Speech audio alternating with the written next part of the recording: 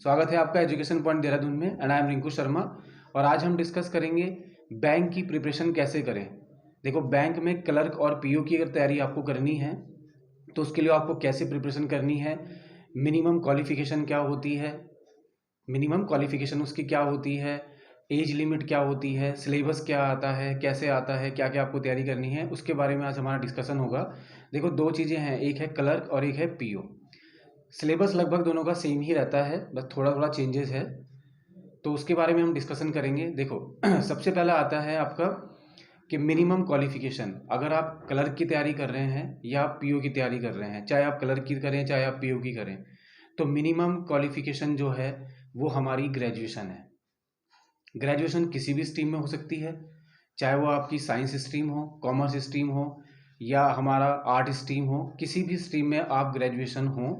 But after graduation आपको एक test qualify करना होता है। जैसे क्लर्क की हम मान के चलें तो एक आईबीपीएस एक संस्था है जो हमारे बैंक के पेपर कंडक्ट कराती है। तो आईबीपीएस के थ्रू आपको बहुत सारे बैंक जुड़े हुए हैं उसमें, तो उसका पेपर आपको देना पड़ता है। और उसके पेपर देने के बाद पहले प्री होता है, फिर मेंस होता है। दो पेपर होते हैं, क्लर्क में भी और पीओ में भी। तो क्लर्क के लिए पहले हम बात कर रहे हैं, तो क्लर्क के लिए आपको जो मिनिमम क्वालिफिकेशन है वो ग्रेजुएशन है। तो ग्रेजुएशन के लिए आप सबसे पहले आप ग्रेजुएशन करेंगे। अगर आप आफ्टर ट्वेल्थ आपने ट्वेल्थ किया है तो ट्वेल्थ के बाद आप सबसे पहले किसी भी स्ट्रीम में, चाहे आप किसी भी बैकग्राउंड से हैं, तो आप किसी भी स्ट्रीम में या तो आप बीएससी कीजिए, बीकॉम कीजिए, बीई कीजिए, कुछ भी आपको करना है, ग्रेजुएशन आपका होना बहुत ज़रूरी है। तो मिनिमम क्वालिफिकेशन आपकी ग्रेजुएशन है। तो ग्रेजुएशन के लिए आप सबसे पहले अप्लाई कीजिए आफ्टर ट्वेल्थ। ग्रेजुएशन कंप्लीट होने के बाद फिर हमारा दूसरी कंडीशन आती है कि जैसे क्लर्क है, तो क्लर्क का जो सिलेबस होता है वो क्या होता है, कैसे उसका पेपर होता है आईबीपीएस में। देखो, जितने भी हमारे सरकारी बैंक हैं वो सब हमारे आईबीपीएस में जुड़े हुए हैं। एसबीआई अलग है, वो अलग पेपर कंडक्ट कराता है अपना। तो सिलेबस लगभग सेम ही है। तो आईबीपीएस अगर आपको क्लर्क की तैयारी करनी है तो उसके लिए सबसे पहले आपका जो स्ट्रांग होना चाहिए वो होता है मैथ्स। मैथ जो है 10th लेवल होती है, सिंपल जनरल मैथ होती है, वो आपको अच्छे से आनी चाहिए। उसके ट्रिकी कॉन्सेप्ट आपको आने चाहिए। मैथ्स आएगी सबसे बढ़िया। दूसरे नंबर पे आती है आपकी रीजनिंग। प्री के लिए बता रहा हूँ मैं पहले आपको। प्री में पहले मैथ आती है, रीजनिंग आती है और इंग्लिश। ये तीन हमारे जो तीन कंडीशन है, तीन जो हमारे पास सिलेबस हैं, मैथ है, रीजनिंग है और आपका इंग्लिश है। ये तीनों के तीनों आपके बहुत अच्छे तैयार होने चाहिए प्री के लिए। तो जैसे आप प्री में क्वालिफाई कर जाते हैं, उसके बाद फिर आपका मेंस होता है। मेंस के लिए आपको फिर वही मैथ आएगी, पहला जो टॉपिक है वो मैथ है, फिर रीजनिंग है, फिर इंग्लिश है और एक और नया सब्जेक्ट जो इसमें आ जाता है वो आता है करंट अफेयर्स और कंप्यूटर्स। तो उसके लिए भी आपको ये तैयार करना है। तो फर्स्ट आपको ग्रेजुएशन कंप्लीट होना चाहिए, सेकंड आपको सिलेबस की नॉलेज होनी चाहिए। और सिलेबस आप नेट से भी डाउनलोड कर सकते हैं क्लर्क के लिए। जो जो भी होगा उसमें सारा आपका सिलेबस आ जाएगा, एक एक टॉपिक आ जाएगा, वो आप अच्छे से तैयारी करेंगे। और जो इसकी एज लिमिट है, बैंक क्लर्क की जो एज लिमिट होती है वो आपकी 20 से 28 होती है। आप किसी भी बैंक में अगर जाना चाह रहे हैं तो आपकी एज लिमिट है 20 से 28 साल। तो ट्वेल्थ के बाद अगर आप अप्लाई, ट्वेल्थ तो के बाद तो क्लर्क के लिए अप्लाई नहीं होता, आपको ग्रेजुएशन सबसे पहले करना है। और ग्रेजुएशन के बाद ही फिर आप किसकी तैयारी कर सकते हैं, क्लर्क की तैयारी कर सकते हैं। तो मिनिमम जो क्वालिफिकेशन है ग्रेजुएशन है। सिलेबस मैंने आपको बता दिया, दो पेपर होंगे, प्री और मेंस। प्री में मैथ आएगी, रीजनिंग आएगी और हमारा इंग्लिश का एक होगा।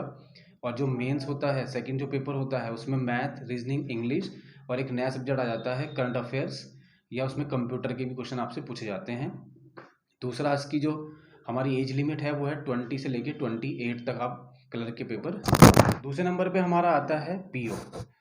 जो बैंक पीओ है, बैंक पीओ के लिए भी आपको जो मिनिमम क्वालिफिकेशन है वो आपकी ग्रेजुएशन है। ग्रेजुएशन आप किसी भी स्ट्रीम में है, जैसे आपका क्लर्क में था, चाहे आप साइंस बैकग्राउंड से हैं, चाहे आप कॉमर्स से हैं, चाहे आप आर्ट से हैं, किसी भी बैकग्राउंड से आप हो, बट आपको मिनिमम क्वालिफिकेशन ग्रेजुएशन चाहिए ही चाहिए। तो पीओ के लिए भी मिनिमम क्वालिफिकेशन ग्रेजुएशन है।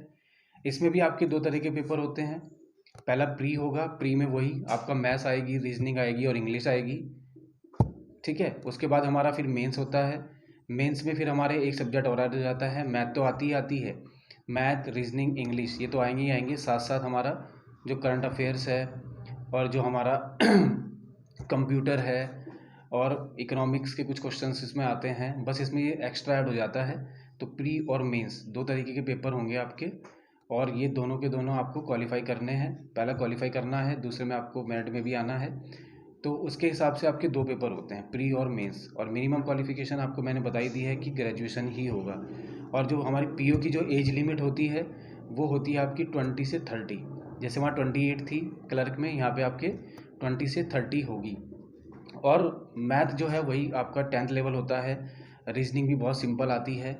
और इंग्लिश में हम, जैसे आप इंग्लिश मीडियम के बच्चे काफ़ी होते हैं इसमें, तो जैसे आपने 12th में पेपर दिया था, कॉम्प्रिहेंसन आता है और बहुत सारी चीज़ें आती हैं उसमें, वो आप जैसे आफ्टर 12th का पेपर होता है आपका, वैसे ही पेपर थोड़ा इसमें आ जाता है, वो आप आराम से इजीली कर लेते हैं।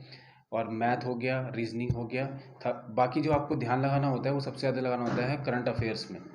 करंट अफेयर्स रेगुलर चेंज होती रहती है, उसके लिए आपको तैयारी करनी है।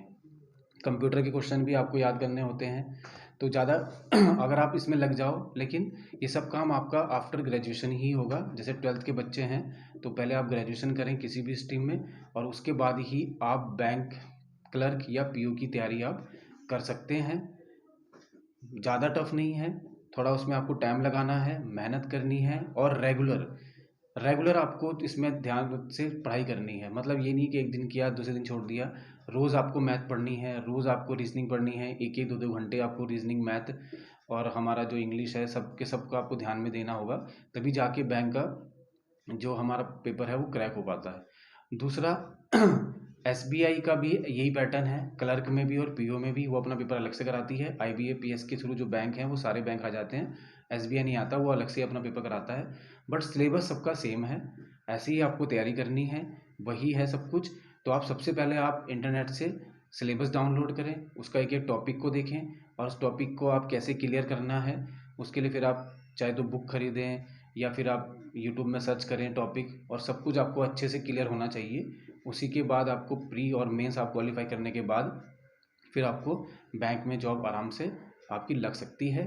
और मेहनत बहुत ज़रूरी है, मेहनत कीजिए आप।